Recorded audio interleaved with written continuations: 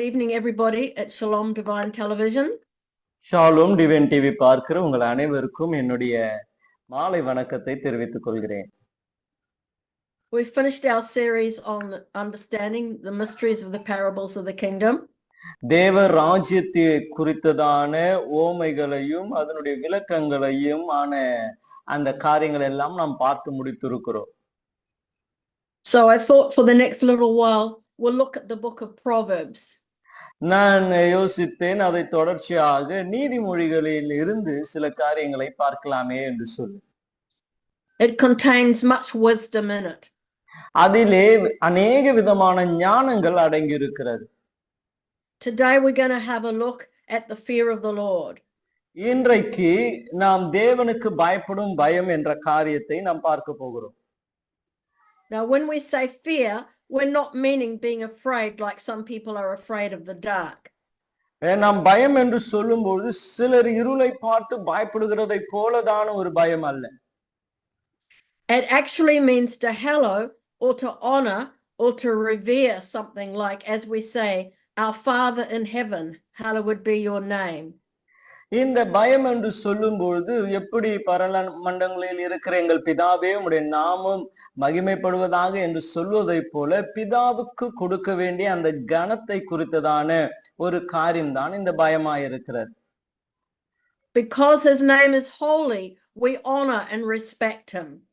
அவருடைய நாமம் பரிசுத்தம் உள்ளதா இருக்கிறபடினாலே அதற்கு மதிப்பையும் அவருக்கு கனத்தையும் நாம் கொடுக்க வேண்டியது அவசியமாயிருக்கிறது. Biblical wisdom is defined as intelligence, knowledge, or prudence. நாம் பார்க்கிறோம் உலக பிரகாரமான ஞானமானது அது தெளிவையும் அது அறிவையும் கொடுக்கக்கூடியதாய் இருக்கிறது. Prudence means showing caution in important matters. இந்த காரியம் இந்த அறிவு என்று சொல்லும்பொழுது முக்கியமான காரியங்களிலே நாம் ஜாக்கிரதையாய் இருக்க நமக்கு உதவியாய் இருக்கிறது. It also means having insight, which is being able to read between the lines to understand. அது மாத்திரமல்லாமல் உள்ளான காரியங்களை குறித்து ஒரு தெளிவு, அது ஏன் இப்படி சொல்லியிருக்கிறாங்க, எதற்கு இப்படி சொல்லுகிறார்கள் என்ற ஒரு புரிந்து கொள்ளுதல் இருக்கும். It means finding the hidden meaning in a matter and having good common sense. ஒரு காரியத்திற்கான அர்த்தம் என்ன, அது தெளிவானது, எப்படி அதை நம்ம தெளிவுபடுத்த முடியும் என்ற உணர்வுகள் அதிலே நாம் அறிந்து கொள்ளலாம். So we're going to read Proverbs 1 verses 1 to 7 and then I'll go through it and explain some of the terms. நீதிமொழிகள் 1ஆம் அதிகாரம் 1லிருந்து 7 வசனங்களை நாம் வாசிக்க போகிறோம். அதை தொடர்ச்சியாக அதை என்னுடைய விளக்கத்தை நான் உங்களுக்கு கொடுக்க போகிறேன். It starts off, the Proverbs of Solomon, the son of David, king of Israel, to know wisdom and understanding, to perceive the words of understanding, to receive the wisdom, instruction of wisdom, justice, judgment, and equity, to give prudence to the simple, to the young man knowledge and discretion. A wise man will hear and increase learning, and a man of understanding will attain wise counsel, to understand a proverb and enigma, the words of the wise and their riddles. The fear of the Lord is the beginning of knowledge, but fools despise wisdom and instruction. 1லிருந்து 7 வசனங்களை நான் வாசிக்கிறேன். தாவீதின் குமாரன் இஸ்ரவேலின் ராஜாவும் ஆகிய சாலமோனின் நீதிமொழிகள். இவைகளினால் ஞானத்தை போதகத்தையும் அறிந்து மதிகளை உணர்ந்து விவேகம், நீதி, நியாயம், நிதானம் என்பவைகளை பற்றிய உபதேசத்தை அடையலாம். இவைகள் பேதைகளுக்கு வினாவையும் வாலிபருக்கு அறிவையும் விவேகத்தையும் கொடுக்கும். புத்திமான் இவைகளை கேட்டு அறிவிலே தேறுவான். விவேகி நல்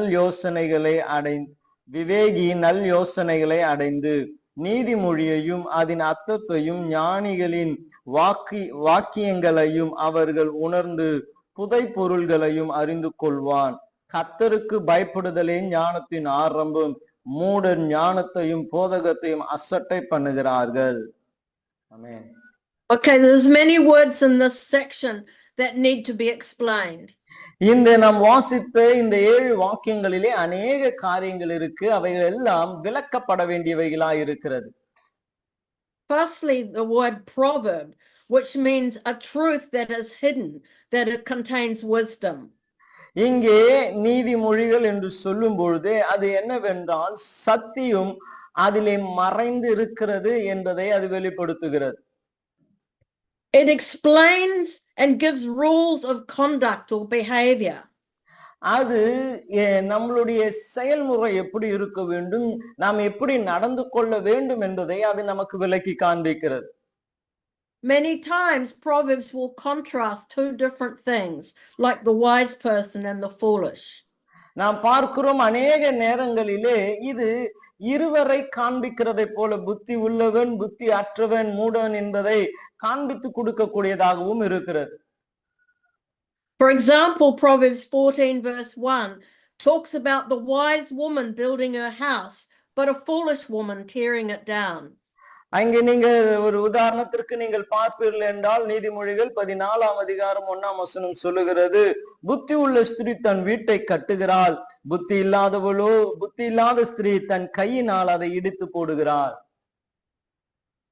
Verse 2 of chapter 1 talks about knowing, which is being skillful with godly wisdom and instruction. இரண்டாவது வசனம் 1ஆம் அதிகாரத்திலே பார்க்கிறோம், அது தேவனுக்கு அடுத்த அறிவுகளை புரிந்து கொள்ளுகிற ஒரு அறிவாய் ஒரு ஞானமாய் இருக்கிறது. Instruction means wise behavior. அங்கே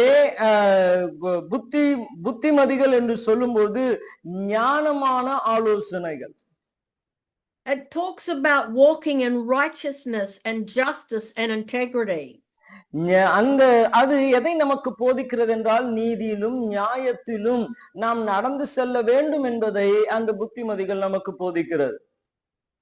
And it talks about prudence, which is good judgment and common sense.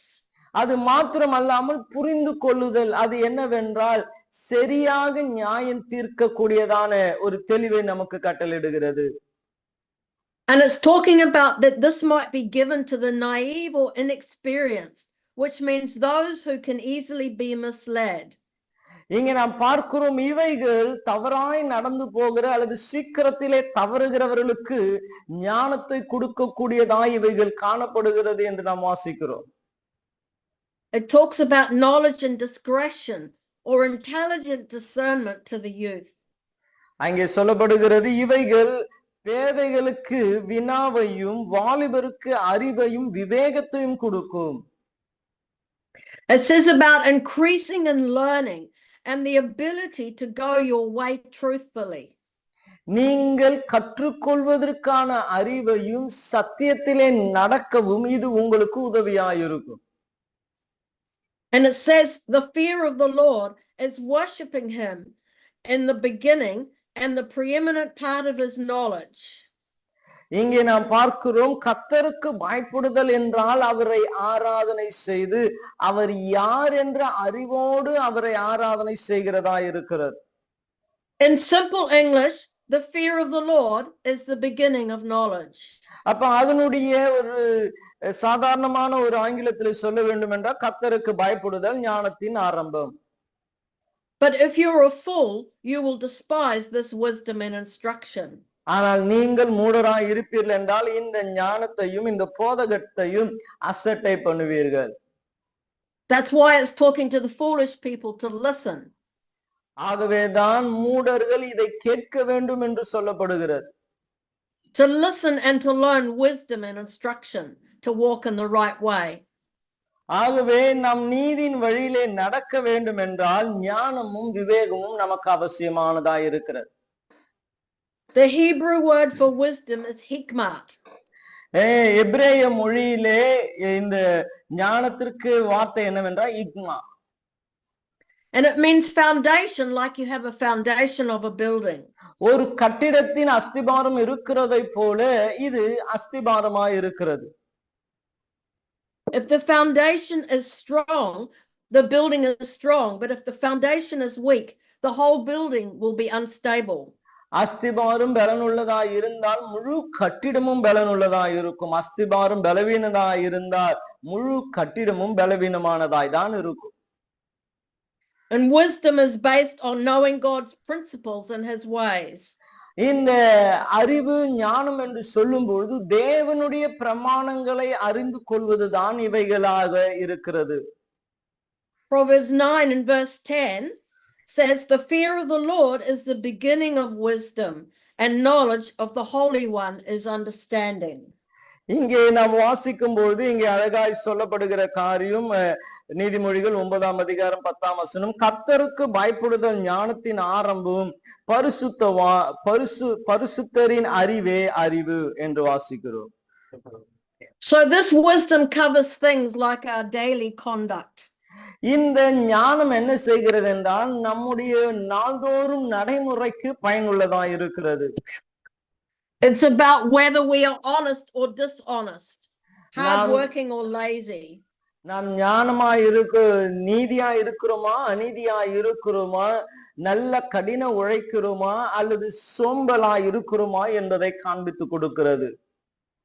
About whether we're self-controlled or angry, humble or proud. நாம் சுய அடக்கம் உள்ளவர்களாய் இருக்கிறோமா அல்லது பெருமை உள்ளவர்களாய் இருக்கிறோமா, தாழ்மை உள்ளவர்களாய் இருக்கிறோமா என்பதை எல்லாம் இது காண்பித்து கொடுக்கிறது. Proverbs 22 and verse 4 says, by humility, Proverbs 22:4, by humility and the fear of the Lord are riches and honor and life. அங்கே நீதிமொழிகள் 22:4 சொல்லுகிறது, தாழ்மைக்கும் கர்த்தருக்கு பயப்படுதலுக்கும் வரும் பலன் ஐஸ்வர்யமும் மகிமையும் ஜீவனுமா என்று வாசிக்கிறோம். I think if we ask the question, who wants riches, honor and life, we'll all put up our hand. யாரு ஐஸ்வர்யமானாய் இருக்க விரும்புகிறீர்கள் என்று கேட்டா எல்லாரும் கைகளை உயர்த்துவாங்க. But here the Bible says the reward of humility and the fear of the Lord is riches, honor and life. ஆனால் இங்கே வேதம் சொல்லுகிறது, தாழ்மைக்கும் கர்த்தருக்கு பயப்படுதலுக்கும் வரும் பலன்தான் ஐஸ்வர்யமும் மகிமையும் ஜீவனும். So that's another reason to seek the fear of the Lord. ஆகவே நாம் தேவனுக்கு பயப்படுகிறதுக்கு இன்னும் ஒரு காரணம் இதுவாய் இருக்கிறது. We read Proverbs 3 and verse 7. நீதிமொழிகள் 3:7 வாசிப்போம் என்றால், it says, be not wise in your own eyes, fear the Lord and depart from evil. அங்கே சொல்லப்படுகிறது, நீ உன்னை ஞானி என்று எண்ணாதே, கர்த்தருக்கு பயந்து தீமையை விட்டு விலகு. This is actually a command. Don't be wise in your own eyes, but fear the Lord and depart from evil. இது தேவனுடைய ஒரு பிரமாணமாய் இருக்கிறது. அவர் சொல்லுகிறார், நீ உன்னை ஞானி என்று எண்ணாதே, கர்த்தருக்கு பயந்து தீமையை விட்டு விலகு என்று சொல்லுகிறார். Reverence for God can actually prevent us from going the wrong way. தேவனுக்கு பயப்படுகிற பயம் தேவனை கனப்படுத்துகிறதே, தீமையான வழியிலே நாம் போகாதபடி நம்மை வழிமாற செய்கிறதா இருக்கிறது. We'll read Psalm 111 verse 10. சங்கீதம் 100 அதிலே 11ஆம் வசனத்தை வாசிப்போம் என்றால், the fear of the Lord is the beginning of wisdom. A good understanding have all those who do his commandments. His praise endures forever. அங்கே சங்கீதம் 111:10 வாசிக்கிறோம், கர்த்தருக்கு பயப்படுதலே ஞானத்தின் ஆரம்பம், கர்த்தர் அவருடைய கற்பனைகளின்படி செய்கிற யாவருக்கும் நற்புத்தி உண்டு, அவர் புகழ்ச்சி என்றென்றைக்கும் நிற்கும். So what this is saying is that those that do the work of God, they first of all have an understanding of the fear of the Lord and wisdom. யாரெல்லாம் கர்த்தருடைய வேலையை செய்கிறார்களோ அவர்களுக்கு தேவன் இப்படிப்பட்ட ஞானமுடையவர்களாய் இருப்பார்கள் என்று வேதம் நமக்கு காண்பித்து கொடுக்கிறது. That's why it's important to know the word of God. ஆகவேதான் நாங்கள் சொல்லுகிறோம், கர்த்தருடைய வார்த்தையை அறிந்திருப்பது மிகவும் முக்கியமான காரியம். There's a verse in Job chapter 28 and verse 28. யோவான் 28:28 நாம் வாசிக்கிறோம்.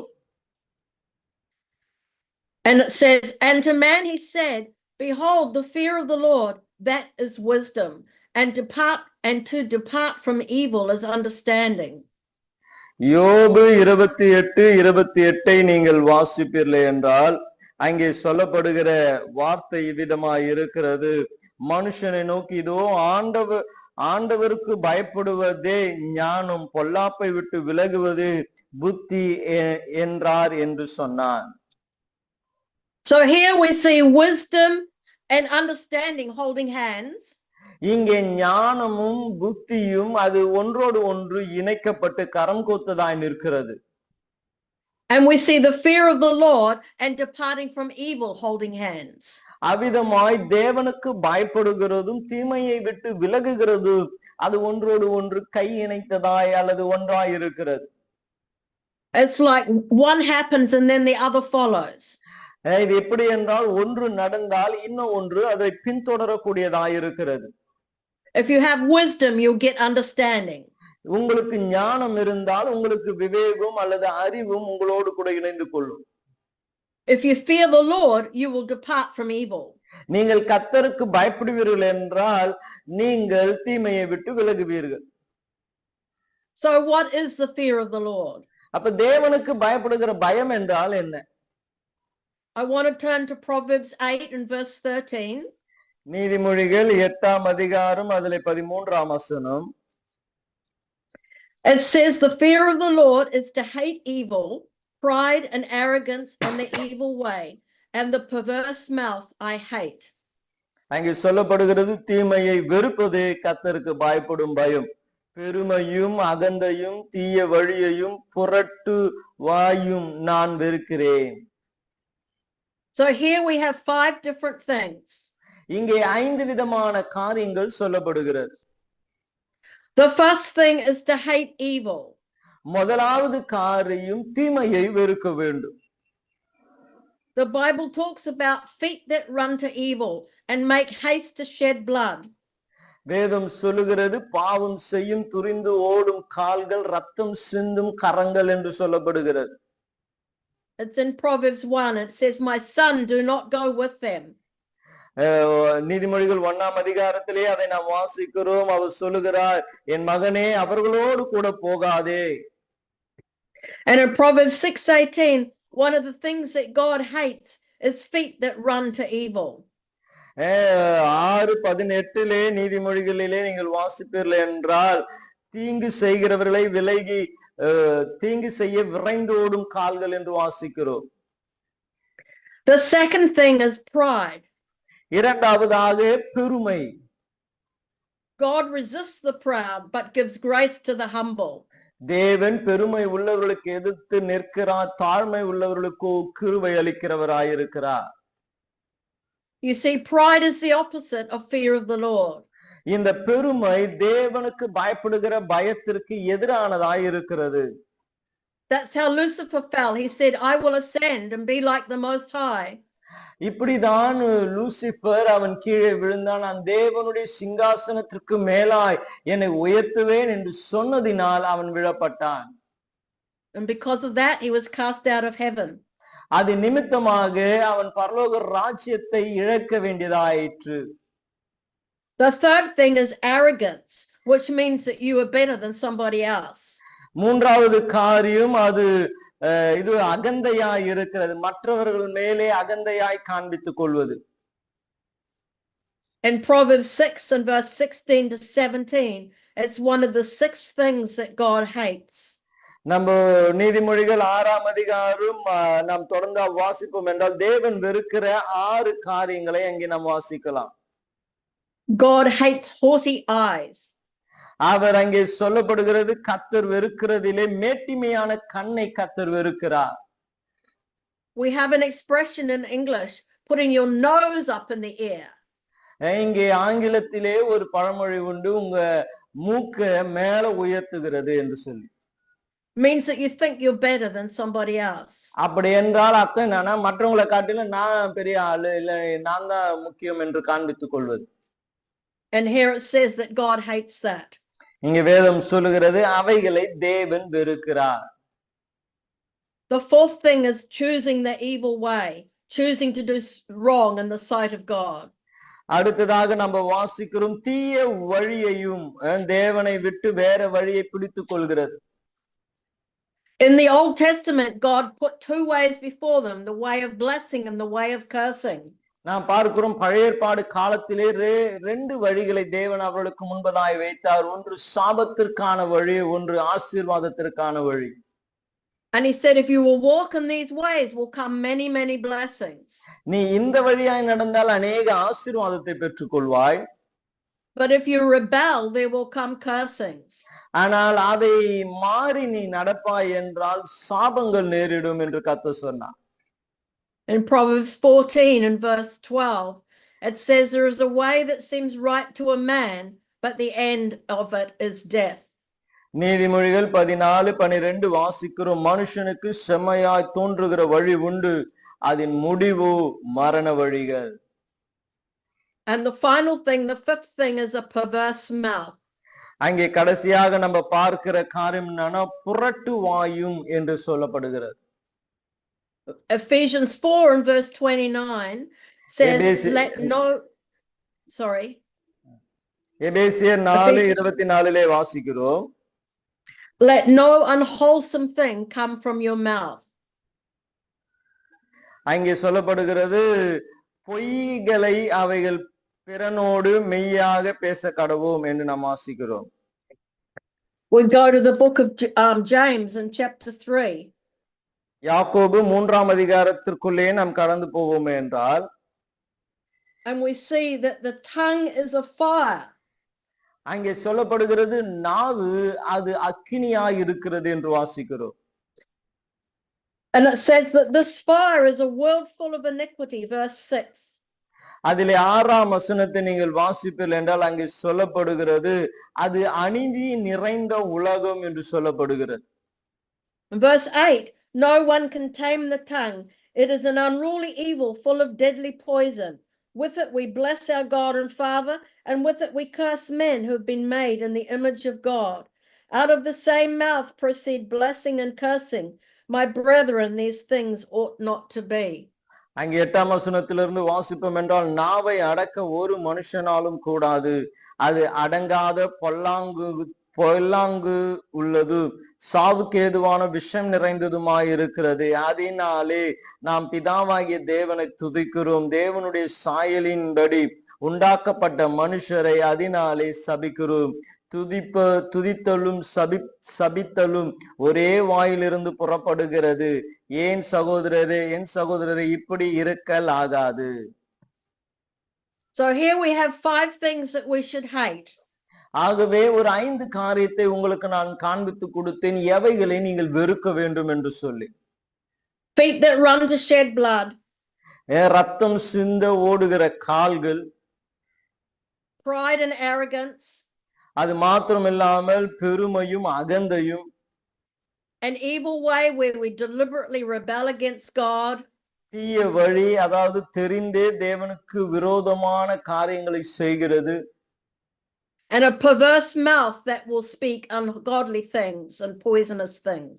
புரட்டும் வாயும், நமக்கு தெரிந்தே தீமையானதையும் அவசியமற்றதை பேசுகிற நாவுகள். Right through scripture we see that we are to depart from evil. வேதம் முழுவதும் தீமையை விட்டு விலக செய்யும்படியாய் நமக்கு போதிக்கப்பட்டு இருக்கிறது. And we depart from evil by fearing the Lord. அதை எப்படி நம்மால் செய்ய முடியும் என்றால் கர்த்தருக்கு பயப்படுவதினாலே தான் செய்ய முடியும். In Luke chapter 23 and verses 39 to 43, லூக்கா சுவிசேஷம் 23ஆம் அதிகாரம் அதிலே 49ஆம் வசனத்திலிருந்து வாசிப்போம் என்றால், this is when Jesus was on the cross and there were 2 thieves that were crucified, one on each side of him. 39ஆம் வசனம், அன்றியும் சிலுவையிலே அறையப்பட்டு இருந்த குற்றவாளிகள் 2 பேர் இயேசு சிலுவையில் அறையப்பட்டிருந்த 2 புறமும் 2 குற்றவாளிகள் இருந்தார்கள். Verse 39, then one of the criminals who was hanged blasphemed him, saying, if you are the Christ, save yourself and us. 39ஆம் வசனம், அன்றியும் சிலுவையில் அறையப்பட்டிருந்த குற்றவாளிகளில் ஒருவன், நீர் கிறிஸ்துவானால் உம்மையும் எங்களையும் ரட்சித்துக்கொள் என்று அவரை இகழ்ந்தான். Verse 40, but the other answering rebuked him, saying, do you not even fear God, seeing that you are under the same condemnation? For we indeed justly, for we receive the due reward of our deeds, but this man has done nothing wrong. அங்கே 40-41 வாசிப்போம் என்றால், மற்றவன் அவனை நோக்கி, நீ இந்த ஆக்கினிக்கு உட்பட்டு இருந்தும் தேவனுக்கு பயப்படுகிறது இல்லையோ? நாமும் நியாயப்படி தண்டிக்கப்படுகிறோம், நாம் நடப்பித்தவைகளுக்கு பலன் அடைகிறோம், இவரோ தகாதது ஒன்றையும் நடப்பிக்கவில்லையே என்று அவனை கடிந்து கொண்டு. Verse 42, then that thief said to Jesus, Lord, remember me when you come into your kingdom. 42, இயேசுவை நோக்கி, ஆண்டவரே, நீர் உம்முடைய ராஜ்யத்தில் வரும்போது அடியேனை நினைத்தருளும் என்றான். And verse 43, Jesus said to him, surely I say to you, today you will be with me in paradise. 43ஆம் வசனம், இயேசு அவனை நோக்கி, இன்றைக்கு நீ என்னோடு கூட பரதேசியில் இருப்பாய் என்று மெய்யாகவே உனக்கு சொல்லுகிறேன் என்றார். Here we see the fear of the Lord stopped this thief from blaspheming God. இங்கே நாம் பார்க்கிறோம், தேவனுக்கு பயப்படுகிற பயமானது அவன் தேவனை நிந்திக்காதபடிக்கு, அவனை தீமை செய்யாதபடிக்கு தடுக்கிறது. And that same fear of God opened up the way for him to go to heaven. அதே தேவனுக்கு பயப்படுகிற பயம் அவனை தேவ ராஜ்யத்திற்குள்ளே கொண்டு போனது. The other thief was blaspheming God. ஆனால் மற்ற ஒருவனோ அவன் தேவனை தேவ தூஷணம் செய்கிறான். The Bible says, call upon the Lord and you will be saved. வேதம் சொல்லுகிறது, தேவனை நோக்கி கூப்பிடு, அப்பொழுது நீ ரட்சிக்கப்படுவாய். God does not anyone to be condemned, but that all should come to repentance. தேவன் ஒருவனும் கெட்டு போவது அவருடைய சித்தம் அல்ல, எல்லாரும் மனம் திரும்ப வேண்டும் என்பதே அவருடைய சித்தமாயிருக்கிறது. That all would turn away from evil and from their own ways, from rebellion and selfishness. அவர்கள் எல்லோரும் அவர்கள் மனம் திரும்பி அவர்கள் அநீதியை விட்டு விலக வேண்டும் என்பது தேவனுடைய விருப்பமாயிருக்கிறது. We also see in the Old Testament that God had a plan for a whole nation to follow him and to fear him. நாம் பார்க்கிறோம், பழைய ஏற்பாடு காலத்திலே அந்த முழு ராஜ்யமும் தேவனை பின்பற்றக்கூடிய தேவ பயத்தை குறித்ததான ஆலோசனை அவர்களுக்கு கொடுக்கப்பட்டிருந்தது. He gave them laws and statutes and commandments to follow so they could walk in his ways. அவர்களுக்கு அவர் கட்டளைகளையும் பிரமாணங்களையும் கொடுத்திருந்தார், அவருடைய வழியிலே அவர்கள் நடக்கும்படியாக. And this plan started with fearing the Lord. இது எப்பொழுது ஆரம்பிக்கப்பட்டது என்றால் தேவனுக்கு பயப்படுகிற பயத்திற்காக. And it was something that they were to pass on to the next generation. அடுத்த தலைமுறைக்கும் அதை அவர்கள் சொல்ல வேண்டியது அவசியமாயிருந்தது. Can we turn to Deuteronomy chapter 4 and we'll read verses 6 to 10. உபாகமும் 4ஆம் அதிகாரத்திலே நாம் 6ல இருந்து நாம் வாசிக்க போகிறோம்.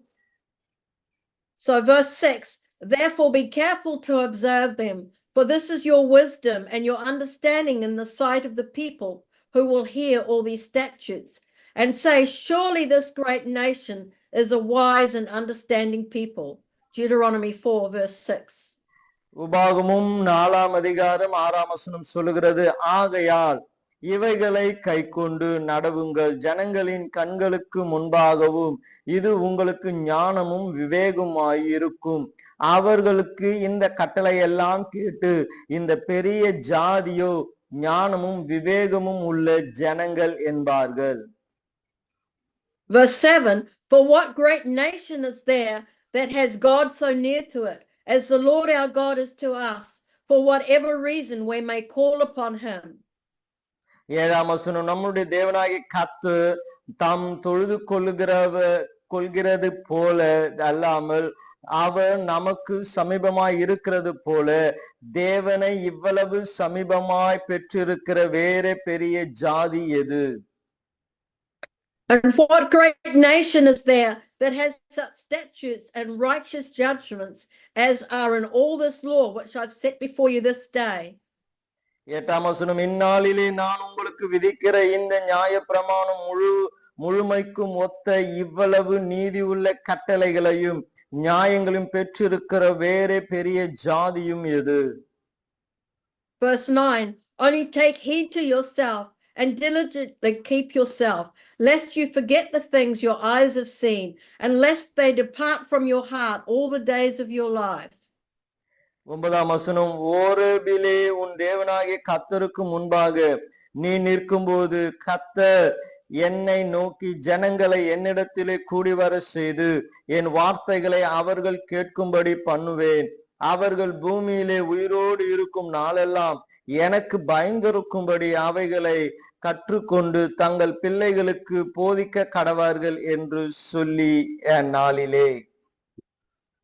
And teach them to your children and your grandchildren, especially concerning the day you stood before the Lord your God in Horeb, when the Lord said, gather the people to me, and I will let them hear my words, that they may learn to fear me all the days that live on the earth, and that they may teach their children.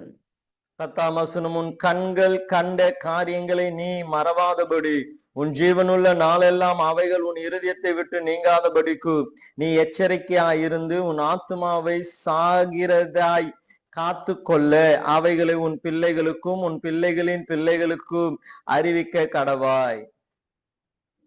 Horeb is the same as Mount Sinai, where God gave the 10 commandments.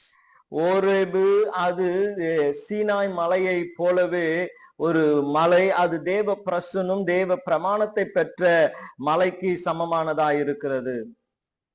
Here we see God had a plan for a whole nation to follow him and walk in his ways. இங்கே நாம் பார்க்கிறோம், முழு தேசமும் பின்பற்ற தேவன் அவர்களுக்கு என்று ஒரு திட்டத்தை வைத்திருந்தார். He gave them laws and statutes and commandments to follow. அவர்கள் பின்பற்றக்கூடிய பிரமாணங்கள் கட்டளைகளை எல்லாம் அவர் கொடுத்து வைத்திருந்தார். It's a little bit like a map. If you have a map, you can follow the way to go. ஒரு மேப்பை போல அந்த மேப்பை பார்த்து நடந்தால் தேவனிடத்திலே போய் சேரக்கூடியதை போல ஒரு வரைபடத்தை கர்த்தர் கொடுத்திருந்தார். And the very first thing he's telling them is to fear the Lord. அதற்கு அவர் சொல்லுகிற முதல் காரியம் என்னவென்றால் கர்த்தருக்கு பயந்து, honor and reverence him. அவரை நீங்கள் கனப்படுத்தி மதிக்க வேண்டும் என்று சொல்லி. And to hate the ways of evil. தவறான வழிகளை வெறுத்து விட வேண்டும் என்று சொல்லி.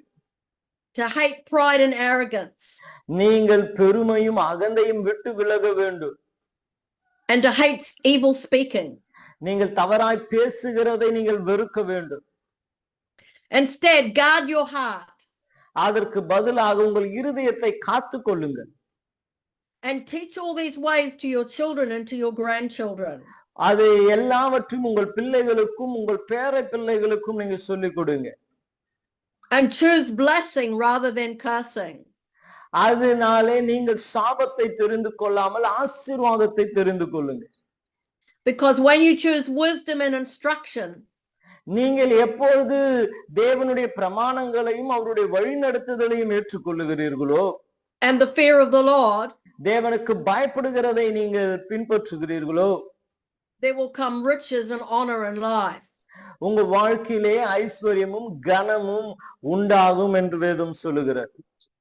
Let's pray. ஜெபிப்போமே.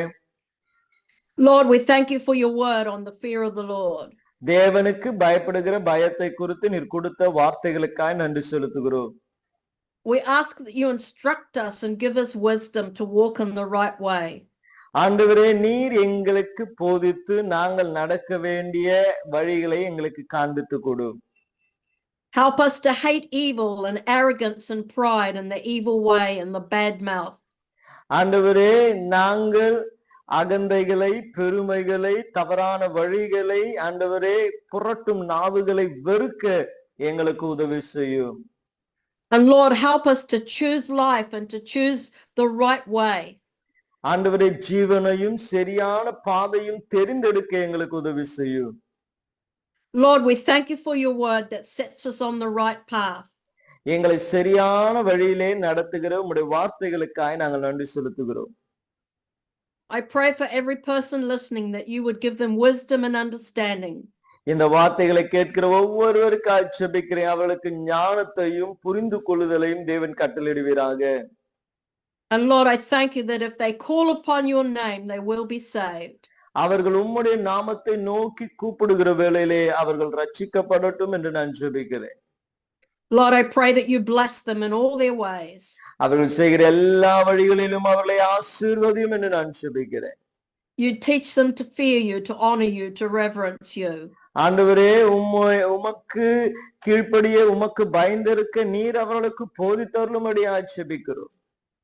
And bring up their children to know you and understand you. ஆண்டவரே, அவளுடைய பிள்ளைகளையும் உம்மை அறிகிற அறிவிலையும் ஆண்டவரே உம்மை புரிந்து கொள்ளவும் ஆண்டவரே அவர்கள் வளர்க்க நீர் உதவி செய்யும்.